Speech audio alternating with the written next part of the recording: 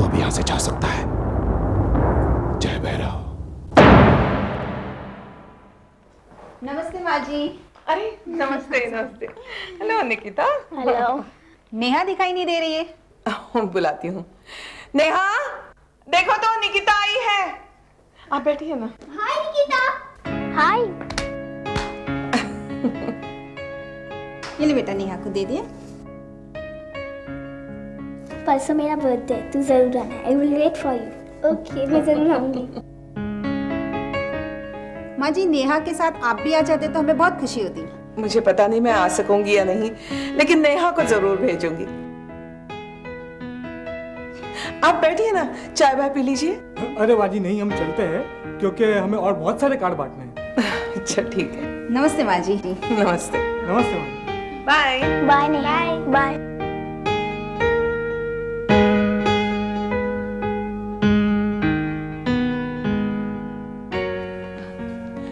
निकिता के पेरेंट्स हैं, नेहा को इनविटेशन कार्ड देने आए थे बर्थडे का। आप ज्वेलर के पास जाने वाले थे ना?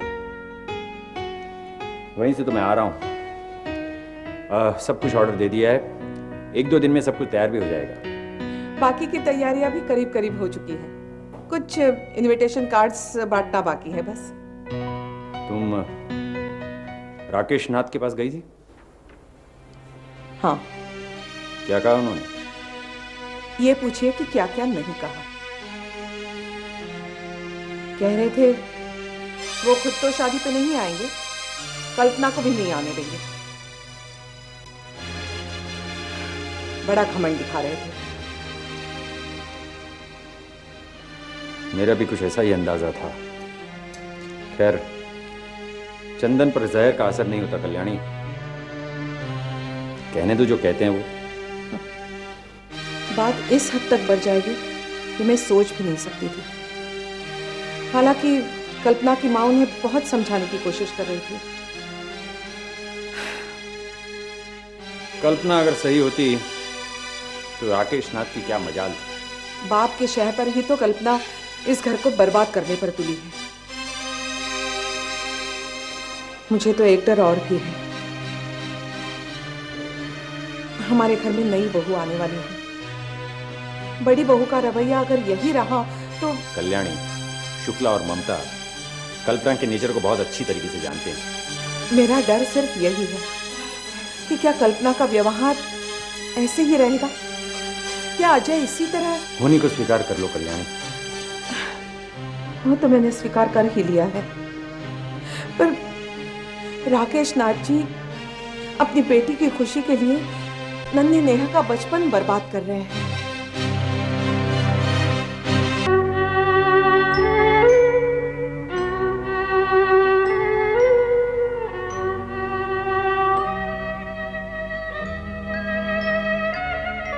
पापा, आपको याद है ना नेक्स्ट वीक मेरा बर्थडे है? हाँ, हर साल की तरह इस साल भी तुम्हारा बर्थडे हम लोग धूमधाम से मनाएंगे। वो कैसे पापा? इस घर को सजाएंगे, तुम्हारे नाम से केक बनाएंगे और सुबह पूजा होगी, शाम को पार्टी। और हम सुधा दीदी और शकील चाचा को भी बुलाएंगे ना? हाँ क्यों नहीं। वैसे माँ तो सोच रही थी इस साल तुम्हारा बर्थडे हम लोग सदन में मनाएंगे। अरे नहीं, इस टाइम मैंने नेहा का बर्थडे बड़े लैविशली करने का सोचा है। सोचा क्या है, लगभग सारी तैयारी हो गई। तैयारी मतलब कैसी तैयारी? देखो ना, नेहा के फ्रेंड्स, फिर घर के लोग एंड पापा के बिजनेस पार्टनर्स, तो तकरीबन 250 to 300 लोग तो होंगे। तुम्हें लगता है कि इस घर में इतने लोग आ पाएंगे? इस घर में 50 लोग भी नहीं आ सकते। इसीलिए मैंने ना 5 स्टार होटल से कोटेशंस मंगवाई है। मम्मी, क्या ये टाइम मेरा बर्थडे होटल में सेलिब्रेट करेंगे? ऑफ कोर्स बेटा, आखिर लोगों को भी तो पता चले राकेश नाथ इनामदार की नाती का बर्थडे है। नेहा बलराज चौधरी की बेटी भी। हाँ ये मैंने कब बता दिया? कल्पना, ये जो तुमने नेहा के बर्थडे के नाम पर इतने बड़े हंगामे की तैयारी कर ली है, तुम जानती हो इसका खर्चा कितना है? Around 4 to 5 lakhs। तुम समझती हो कि इतना खर्चा करने की मेरी हैसियत है?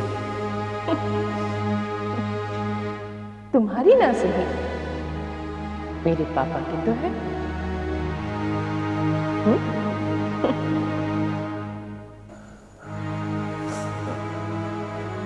तो कल्पना, नेहा का बर्थडे मनाने के बहाने तुमने अपने पापा की शान और शौकत की नुमाइश करने का इरादा कर लिया। देखो अजय, इस बार अगर मेरे पापा नेहा का बर्थडे अपने रुतबे के हिसाब से करना चाहते हैं तो इसमें तुम्हें क्या एतराज है? मुझे एतराज है क्योंकि तुम्हारे पापा सोसाइटी में अपना रुतबा ऊंचा दिखाने के बहाने हमें छोटा साबित करने की साजिश कर रहे हैं और तुम उसमें शामिल हो। तुम What nonsense! अजय, मैं कोई साजिश नहीं कर रही हूँ। तुम्हारे पापा अगर बड़े स्केल पर पार्टी करना चाहते हैं तो वो करें, लेकिन इस घर का फंक्शन इस घर में होकर रहेगा। फिर से तुम्हारी वो सड़ी गली ईगो। तंग आ गई हूँ मैं तुम्हारी सिंगिंग से। मम्मी, पापा ठीक ही कह रहे हैं। आप मेरा बर्थडे दादी माँ के सदन में ही मनाइए। नहीं, जहाँ पर यतीम अनाथ लोग रहते हैं वहाँ पर मेरी बेटी का बर्थडे नहीं मनाया जाएगा। बस सुबह से बात कर जिसे तुम यतीमों का बसेरा कहती हो, मेरे माँ के लिए वो मंदिर है। मंदिर है ना, तो जाओ, तुम जाओ ना मंदिर में, जाओ जाकर वहाँ पूजा पाठ करो। मेरी बेटी को क्यों लेके जा रहे हो? मम्मी प्लीज, पापा के साथ चलना नहीं प्लीज। मुझे अपना बर्थडे होटल में नहीं मनाना है, लेकिन प्लीज पापा के साथ चलना मत। मम्मी प्लीज, पापा के साथ झगड़ा मत कीजिए प्लीज। पापा के साथ झगड़ा मत कीजिए। अपने नेहा के पास आ जाइए। नेहा के पास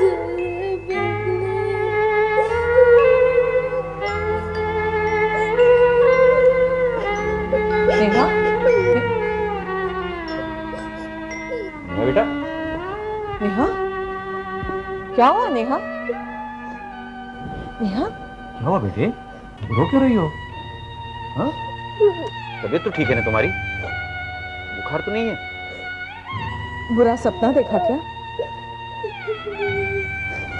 बेटा क्यों रो रही हो तुम? क्या हुआ? किसने कुछ कहा? रो क्यों रही हो बेटे? क्या हुआ बताओ तो सही।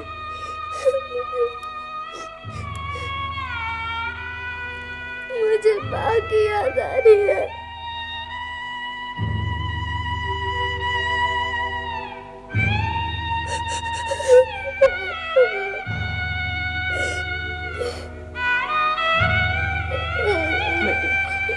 रोते नहीं बेटे, रोते नहीं। देखो, हम तुम्हें माँ के पास ले जाते हैं। नहीं, मुझे वहाँ नहीं जाना है। मुझे आप लोग के साथ रहना है। मुझे वहाँ नहीं जाना है। ठीक है बेटा, ठीक है, रो मत, चुप हो जाओ। तुम्हारी माँ को हम यहाँ बुला लेंगे, ठीक है? रो मत बेटा, सो जाओ। शाबाश, ये अच्छी बेटी, सो जाओ।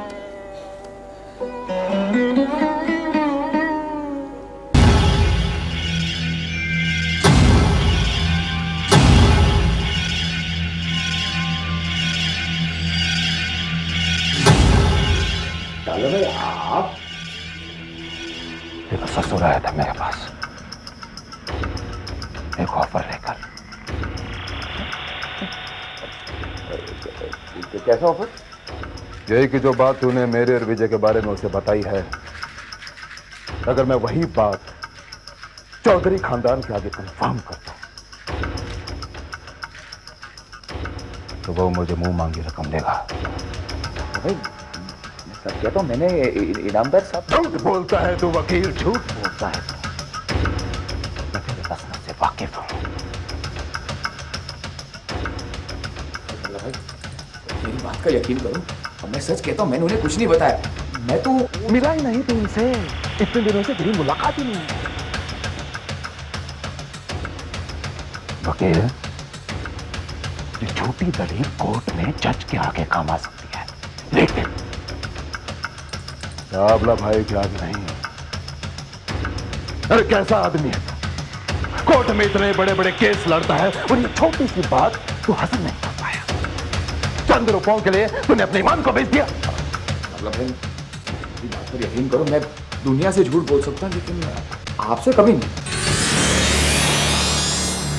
जय भैरव।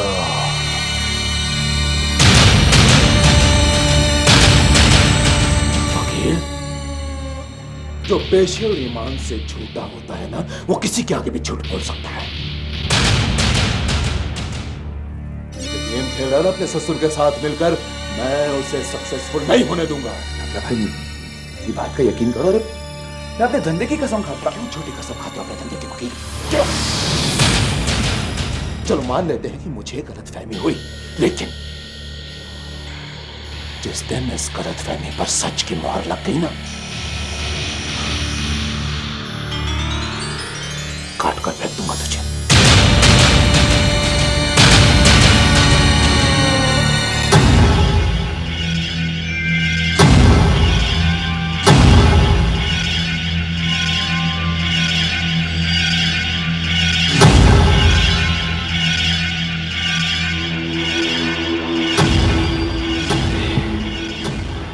उसकी वही सड़ी पुरानी घिसी पिटी बातें सुनकर मैं बोर हो गई हूँ।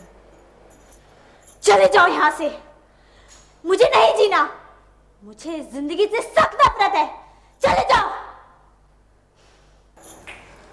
सच, इस अमित नाम के कैरेक्टर मेरी अभी तक समझ में नहीं आया। श्वेता, दुनिया में जो आदमी समझ में ना आए उसे समझना तो बहुत आसान होता है, बस थोड़ी सी कोशिश करनी पड़ती है। अच्छा, तो ये कोशिश तू क्यों नहीं कर लेती? वैसे भी तूने सदन ज्वाइन कर लिया है, यहाँ के आदर्श उसूल। एक्सक्यूज मी, यहाँ के आदर्श उसूलों की बात आप तो करिए मत। जब टाइम मिला आ गई, थोड़ा सा एंजॉय किया और बस। क्या कहा तुमने? मैं यहाँ एंजॉय करने आती हूँ और ये कोई पिकनिक स्पॉट है क्या? नहीं, ये कल्याणी सदन है, जहाँ पर अमित नाम के एक ऐसे आदमी को लाया गया है जो आत्महत्या करने जा रहा था और जो कभी नॉर्मल हो जाता है और कभी किसी बात पर एबनॉर्मल होकर वॉलेंट हो जाता है। इसीलिए तो कह रही हूँ श्वेता, तुम उस पर जरा ध्यान दो, वो सिर्फ तुम्हारे ही काबू में आता है। जब तुम उसके सामने आती हो तो। ये तुम क्या कह रही हो भाभी? क्या तुमने मुझे भाभी कहा? होने वाली ही सही, पर हो तो मेरी भाभी ही ना। नहीं श्वेता, हमारे बीच दोस्ती का रिश्ता है और जिंदगी भर यही रहेगा। सच? बिल्कुल सच।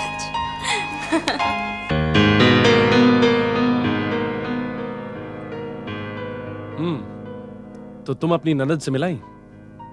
जी नहीं, मैं सीधे सदन से आ रही हूँ। हाँ, वहाँ जबरदस्ती तुम्हारी बहन नजर आ गई तो मिलकर आ गई। बड़े एहसान किया आपने, जो मेरी बहन को इतनी लिफ्ट दी, वरना आपके पास तो। तुम भाई बहन को हो क्या है? जैसे जैसे शादी के दिन करीब आ रहे वैसे वैसे। बार बार रिमाइंड करने की क्या जरूरत है मुझे? हंसने के लिए कुछ ही दिन रह गए मेरे। Sanjay, what do you mean? चलो खैर। संजय, हम दोनों सच में एक होने वाले हैं। अरे, तुम्हें अभी भी डाउट है? शादी के कार्ड बन गए, बटने शुरू हो गए, घर में जोरों शोरों से तैयारी चल रही है, तुम ऐसी बातें कर रही हो? वो सब तो ठीक है, लेकिन मुझे जैसे ही तुम्हारी कल्पना भाभी का ख्याल आता है। हाँ, वो बात तुम बिल्कुल ठीक कह रही हो। उनका कुछ नहीं कह सकते, कब किस सूरत में कहां कौन सी नई प्रॉब्लम क्रिएट कर दें। पता नहीं वो बाप बेटी कौन सी नई प्रॉब्लम क्रिएट करें।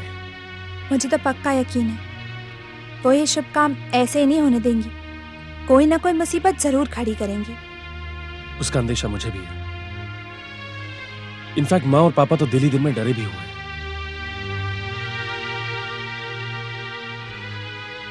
और विजय भैया, उन्हें तो पता नहीं क्या हो गया, मेरी समझ में कुछ नहीं आ रहा है। क्या बात है? विजय भैया की हालत का जिक्र तुम उस दिन भी कर रहे थे, सब ठीक तो है ना उनके साथ? नहीं ममता, सब कुछ ठीक नहीं है। कोई बहुत बड़ी प्रॉब्लम है। पिछली बार भी मैंने तुम्हें बताने की कोशिश की थी, लेकिन I'm sorry, उस दिन तो मैंने तुम्हारी बात मजाक में उड़ा दी थी। तुम विजय भैया से उनकी परेशानी का रीजन क्यों नहीं पूछते? ममता, मैंने उनसे लाख पूछने की कोशिश की, लेकिन वो कुछ बताते ही नहीं है। पता नहीं क्या बात है।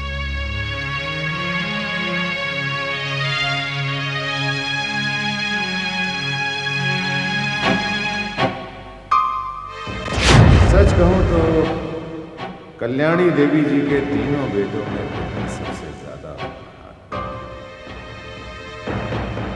क्या फर्ज निभाया है तुमने अपनी मां के साथ साथ उनके कल्याणी सदन की भी लाज रखी। I am really proud.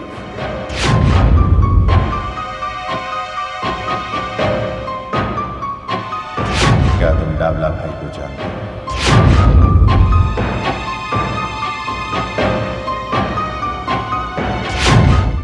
Rakesh नाथ से मेरी 1-2 बार मुलाकात हुई किसी काम के सिलसिले, लेकिन तुम्हारा जिक्र कभी नहीं हुआ। वो तो ये भी नहीं जानता कि तुम्हारा यहां आना जाना।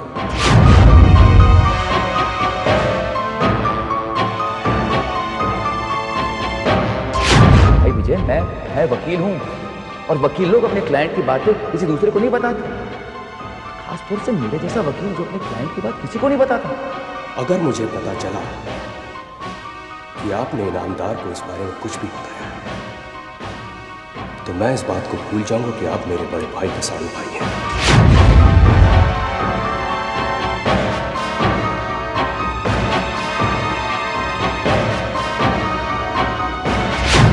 अगर कोई परेशानी है, कोई दिक्कत है तो आप मुझे बताइए, मैं आपके साथ उसका कोई हल ढूंढने की कोशिश करूंगा।